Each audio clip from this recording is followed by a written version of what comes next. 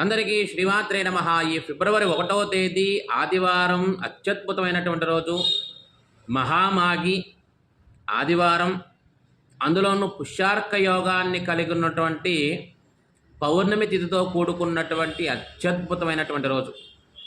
అసలు ఆదివారం రోజున పౌర్ణమి తిథి రావడం, అందులోనూ పుష్యార్క యోగాన్ని కలిగి ఉండడం అంటే చాలా అరుదుగా వచ్చేటువంటి ఎంతో విశేషమైనటువంటి రోజు. అసలు మాటలు కూడా సరిపోవు చెప్పాలనంటే. ఎందుచేతనంటేనే అసలు మాఘమాసం అంటేనే సమస్తమైనటువంటి పాపములన్నీ కూడా తొలగించేటువంటి అద్భుతమైనటువంటి మాసం.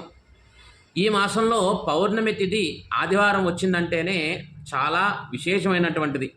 ఈ పౌర్ణమి తిథి అంటేనే అసలు ఆదివారం నాడే పుష్యార్క యోగం వచ్చిందంటే ఎంతో అత్యద్భుతమైనటువంటి రోజు.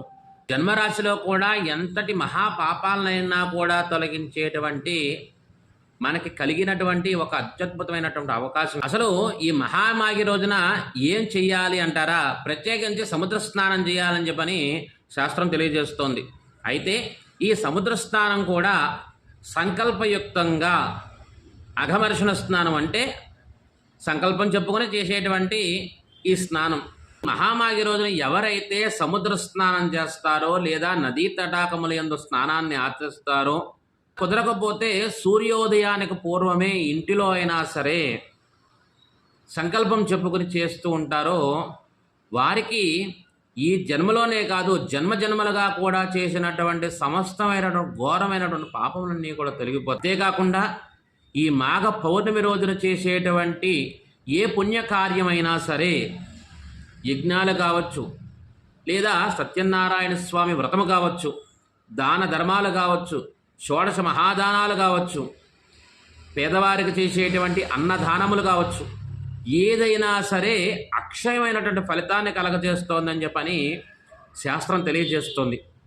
అంతేకాకుండా ఈ పుష్యార్క యోగంతో కూడుకున్నటువంటి మాఘ పౌర్ణమిని అందరూ కూడా సద్వినియోగం చేసుకోండి. మీకు వీలైతే కనుక సముద్రం దగ్గరికి వెళ్ళి స్నానం చెయ్యండి. సాక్షాత్తు జీవనదులు, అటువంటి జీవనదిని మనం భక్తి శ్రద్ధలతో శుచి శుభ్రతలతోనే స్నానాన్ని ఆచరించాలి. అంతేకాకుండా ఒకవేళ మాకు వెళ్ళడం మీ ఇంట్లో అయినా సరే ఏదైనా క్షేత్రానికి కానీ ఎక్కడైనా సముద్రాన్ని స్నానానికి వెళ్ళినప్పుడు మీరు తెచ్చుకుంటూ ఉంటారు కదా జలమును, గంగా జలం కానీ లేదా సముద్ర జలం కానీ ఏదైనా పుణ్య నదీ జలమును తెచ్చిని భద్రపరుచుకుంటూ ఉంటారు కదా.